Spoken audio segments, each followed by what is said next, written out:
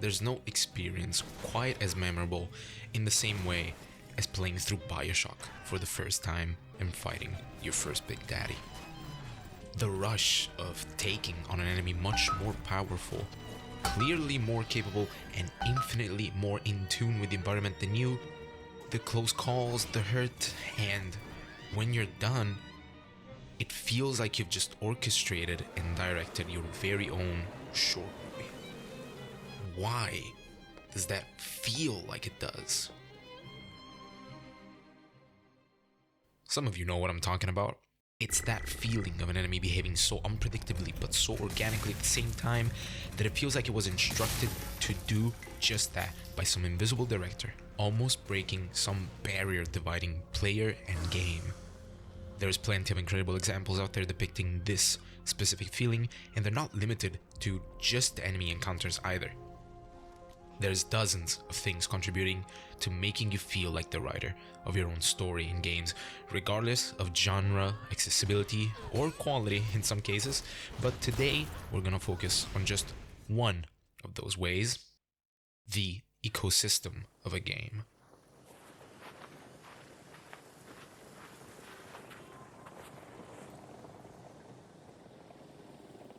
I often struggle with describing exactly what I find fascinating about games without boiling down to some concepts everyone has already discussed or made about 1,000 video essays about, so I'm not going to try. This video is about art creators.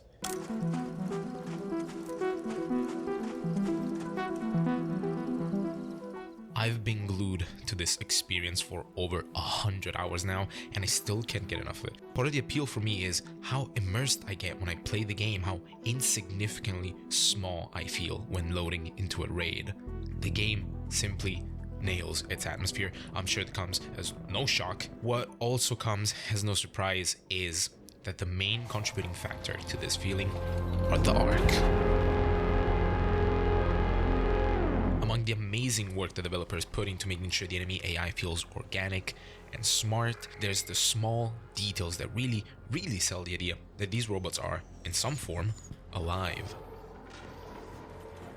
I'm sure you've seen Ark get shot and use physics to balance and get to you, and while that's impressive, the Ark, with a few big exceptions, only really do one or two things. They get in line of sight, and they shoot. But how often do you stop to look at an Ark just patrol? They scan doorways, windows, entrances into fuel depots, points of interest. They keep formation. The Ark beep and whir and blare alarms. It's only natural the raiders named the Wasps and the Hornets after their distinct buzzing sounds. They are machinery, and yet they squeal in pain when hit. A bastion that's how a huge groan went on its last leg. A barren husk that presumably for decades feels like it's slowly breathing when you approach it and roars when breached in what I can only describe as a ghostly mechanical scream. The game is already alive in front of you. You are only adding to it by disrupting it. You remember earlier when I said the Ark only really do two things most of the time? Well, I seriously underplayed how well they do these things. Given enough time, Ark will find their way inside a building if you do not adapt. Given enough time, they will find an angle. Give it enough time and the chain reaction caused by one Ark getting alerted, and you'll end up with a leaper on a collision course towards you. I'm not even going to begin addressing how the human element enhances these already tense situations. Sometimes fights will halt completely just to rid the field of Arks, only to return to safely shooting each other. You comparatively are much less of a threat after all. It's then only logical that every fight in this game, no matter how small or big, feels like cinema. But writing your own story in Ark Raiders starts from the first minutes of the raid, and while questing is indeed exciting and fun, I find this feeling best manifests when interacting with the trial system.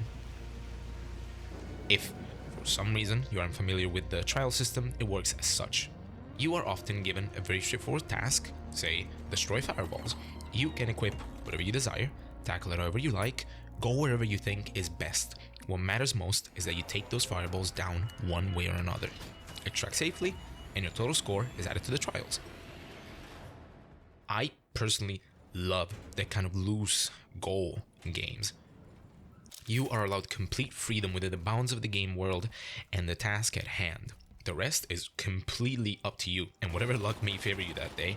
And while this isn't a new idea per se, never have I ever seen it done in quite the same way as in Arc Raiders. So let's break it down.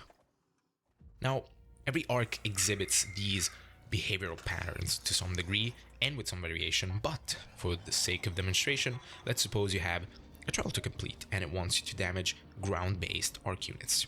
You pick a leaper. From the first moments in the raid, you scan the environment for leapers. Perhaps you get lucky and find one right away, otherwise you may need to gain some height to find what you're looking for. The roles are now flipped. You are a hunter. If you get the jump on it, it goes straight into pursuit mode. It will most likely pounce on you the first chance it gets, but something more interesting happens if you interact with it differently. It stops for a few moments. Its appendages become stiff in a feline-like fashion.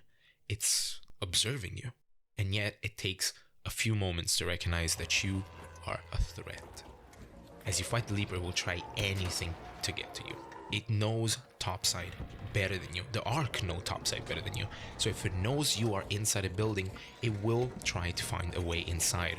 It might try to climb a wall, or more commonly, it will check every window, every doorway, every hole in the wall tirelessly until all options are exhausted.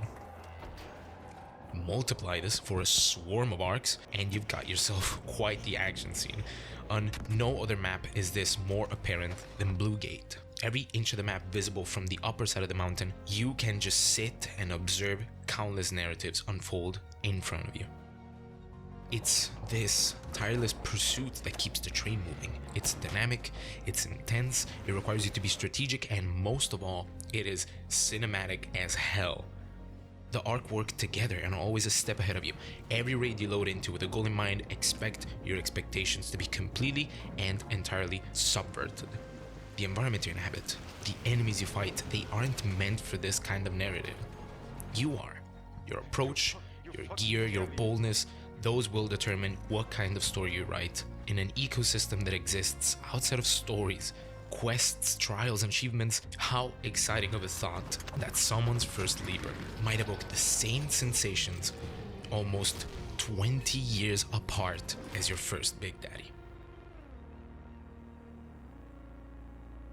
See you next time.